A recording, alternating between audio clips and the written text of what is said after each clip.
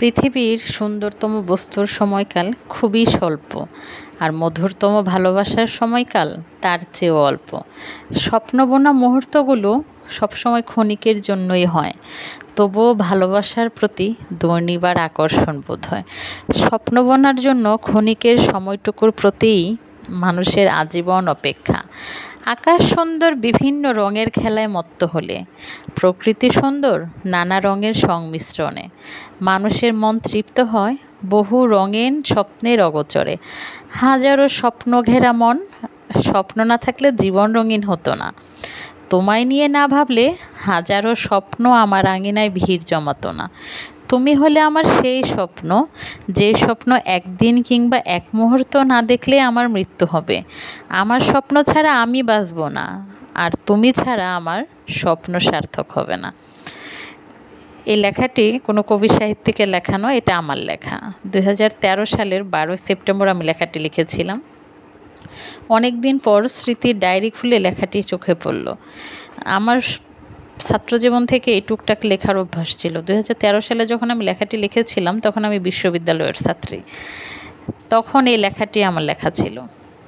আমি বরাবরই খুব সাহিত্যপ্রেমী একজন মানুষ। গল্প, কবিতা, সাহিত্য, গান, এটার প্রতি আমার একটা বিশেষ দুর্বলতা আছে। এটা ছিল আজীবন, এখনও আছে, থাকবে। কিন্তু লেখক হিসাবে আমি কোনো দিন সার্থক হব কিনা আমি জানি না। সেটা সম্পূর্ণই আমার নিয়তিতে যা আছে তাই হবে, সেটা নিয়ে আসলে ভাবিও না কি হবে। কিন্তু লেখালেখিটা আমার ভালো লাগে, তাই মনের সুখে একটু লেখার চেষ্টা করি।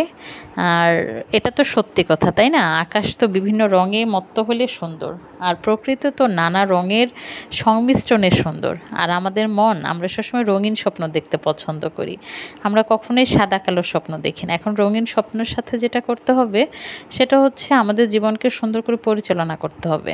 আমাদের কাজ কর্ম সব কিছুতেই একটা সৌন্দর্য থাকলে আমরা সামনের দিকে সবাই এগিয়ে যেতে পারবো।